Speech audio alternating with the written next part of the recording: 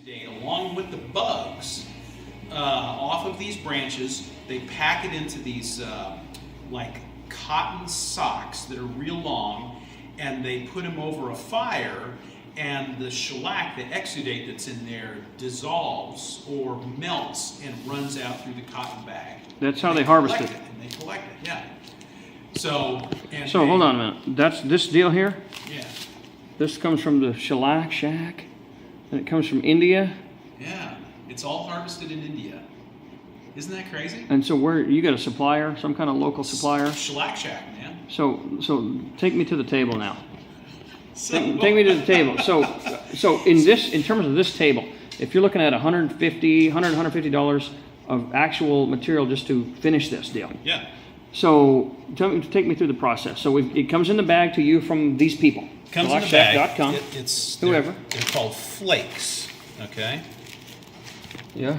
Wow. Smell it. But initially, that's wild stuff. It smells good. It comes from a plant parasite. Yeah. And we've got it from India. Right. So you take this, you grind it up in a coffee grinder. What? Okay. You mix it with denatured alcohol. It takes about a day and a half for it to dissolve. And then you apply it. I do all of my finishes by spray. It's much more efficient, and it gives you a much better surface when you do it by spraying. So you mean this deal over here? This here? Yes. This situation here? Right. Okay. So, and the thing that's cool about this, and like I say, it's the first time I've ever used this stuff, so I didn't really know how it was going to turn out. But since I got two different kinds of wood here. Now, what do we got? Got red oak on the ends. Okay, on the end caps there. Because this is where you get most of your wear, and this is a very hard and durable wood. Okay. But then on the inside, these three boards are sassafras. Okay. Which is actually a fairly soft wood. It's a hard wood, but it's a hard wood, but it's softer. Soft Yeah. hardwood. But look at the grain; it's just phenomenal. I mean, you don't find this anywhere else. So no, this part's a sassafras here. Yeah. So I wanted to use the sassafras, but unfinished, these were two different colors. Okay. So that shellac, once you apply it, it blends all of those colors together. Yeah. And, unless you really know what you're looking for, it looks like they're all the same kind of wood now. So that's the shellac part, and then once the shellac is on and dry, and you get it, and you can build that up too. So the more coats you put on, the darker it is. Yeah. But I got the color and the uniformity I was looking for, and so at that point I started putting on the lacquer. Yeah. And that's a two-part deal. That's a catalyzed material that, when it dries, is just hard as a rock. Catalyzed material. What's this here? So it's like epoxy glue that comes in two parts. Okay. It's got a resin and a hardener, and when you mix them together, there's a chemical reaction that happens that makes it hard as a rock. Oh, wow. And it's the same thing with this lacquer. The lacquer itself is like the resin, and then you add the catalyst, and it dries just like that. How long does it take the to dry? most forgiving finish I've ever worked with. About 20 minutes a coat. Okay. How many coats you have on here? Right now there's 2 coats on the top and about 4 coats on the base. Okay. And I'm going to put another 2 coats on here before I deliver this tomorrow. Okay. Now, we have a lot of man hours that are going into this whole deal. Oh man, it's all hand work, There's nothing, now, no shortcuts. This table, it started like this pretty well. Yeah, that's it. That's the same pile of wood that these boards came from. So what are we looking at? Old barns, reclamation? What are we looking at? Houses? What are we doing here? This is a barn that came out of Fillmore, Indiana. Okay. Which is just east of Greencastle. Okay. And it's hard to date a barn. But one thing you can do when you're dating a barn is to look at the nails. Okay. And let me show you here. I've got So some of these over here, you mean? Well, I've got a sack of nails that I pulled out of those boards. Okay.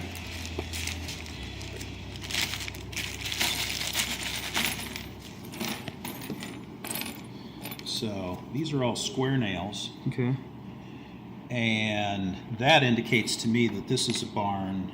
At least these nails probably date back to the mid-1800s. Okay. Now, there's also round nails. What's this crazy stuff? That's a handmade nail right there. Oh. You got every. Now, what'd you say about the round nails? So, because there's round nails in here too, I'm Yeah. guessing that these boards were originally used for something else, Okay. and then that structure was dismantled and made into the barn. But these are all floor joists. So right these here. are newer nails here. Yeah, those are Okay. newer nails. So replacement boards maybe, or Replacement boards, or maybe somebody took a chicken coop and yep, took the boards out of a chicken coop and used them when they were building this barn or something like that. maybe new addition or whatever. Yeah, Yeah, yeah. There whatever. you go. Yeah. Well, So yeah, these are all floor joists, and so you got these somewhere over here north of Greencastle, somewhere around Greencastle. right. Came into you like this here, Yep. and now what is that? A couple weeks later, 3 weeks, 4? What are we doing here? Yeah, probably 3 weeks later. Something like that. Something like that. Okay. And if people want to contact you about this, where's the best place to send them? Yellowwood Cottage Custom Furniture on Facebook. Okay, Facebook, Yellowwood Cottage Custom Furniture. Right. Facebook, okay. Yellowwood Cottage Custom Furniture, and my contact information is on there. Okay. I've also got lots of pictures of every project that I've made. Okay. So I've done round tables, I've done big rectangular tables with breadboard ends, smaller tables, I've done benches. So I can, if you're interested in a custom table, I can You can do it. well fix you up. Okay. So it's so say somebody is in, maybe they live in Southwest Missouri, old family farm, tree came down, cherry, walnut, whatever it is. They can contact you and theoretically show up here with their trailer of boards, and you can get a couple tables knocked out for them, or how would that work? It's possible. What the thing about barnwood, which is completely and totally unique, is that this wood is over 100 years old. Okay. And it's essentially been in a dry environment for over 100 years, and so it's stable, it's dry. It does move a little bit this way as the humidity in the air changes, but fresh cut lumber is a totally different story. Yeah. And in order to use fresh cut lumber for good quality furniture, you have to kiln dry it. Okay.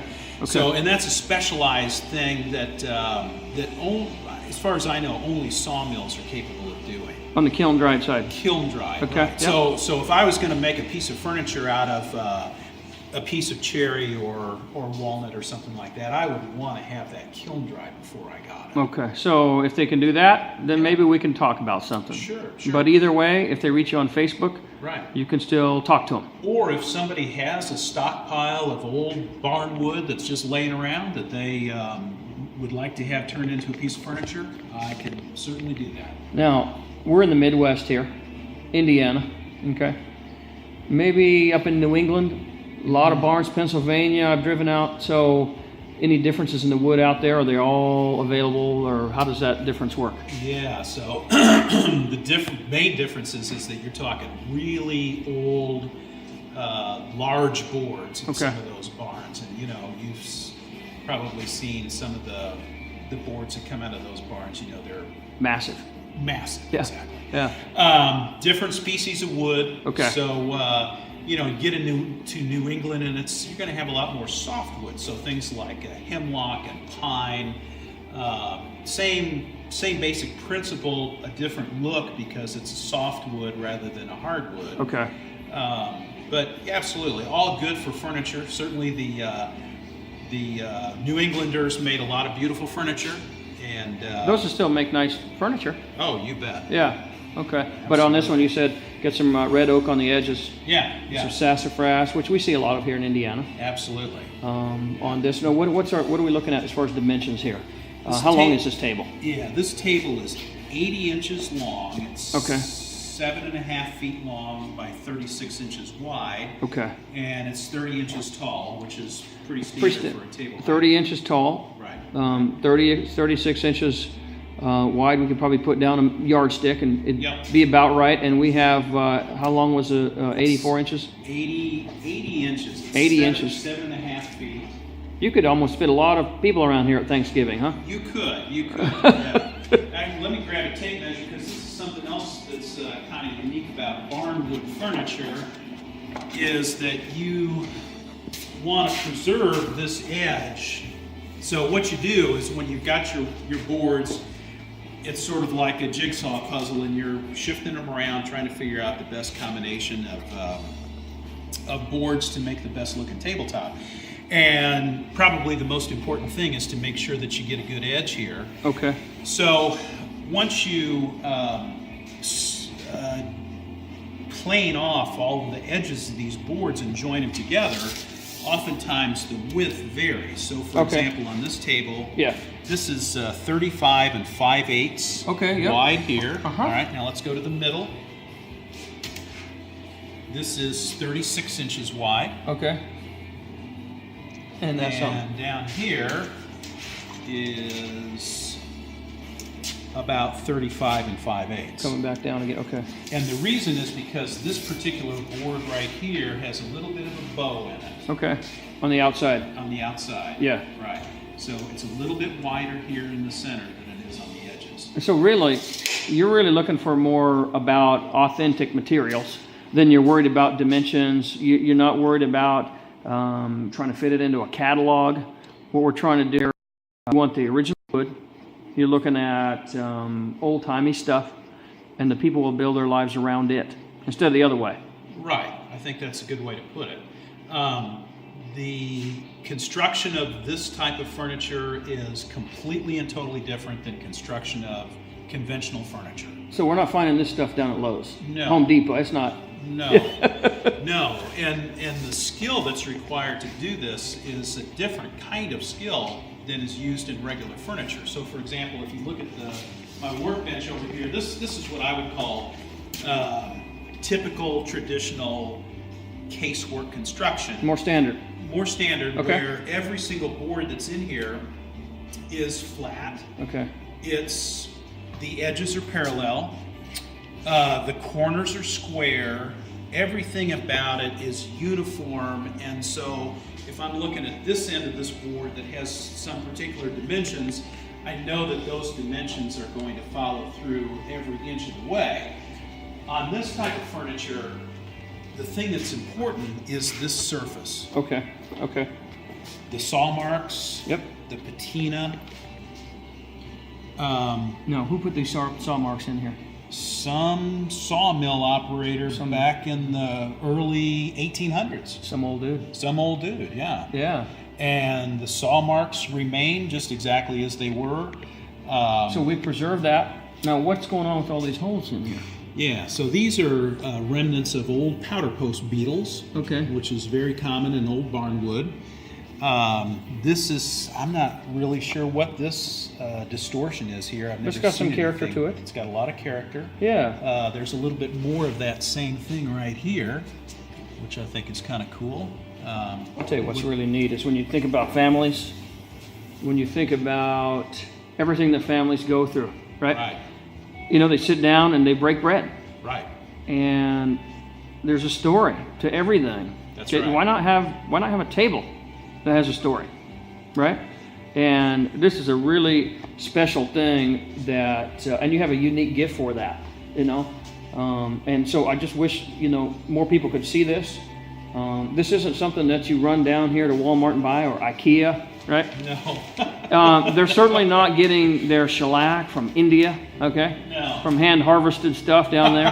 No, not at all. No, it's really good. John, appreciate your time today.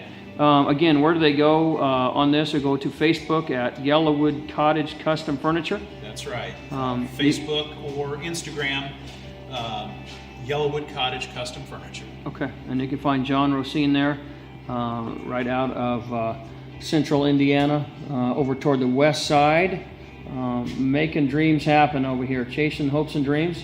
John, thanks for your time today, and we'll check in another time.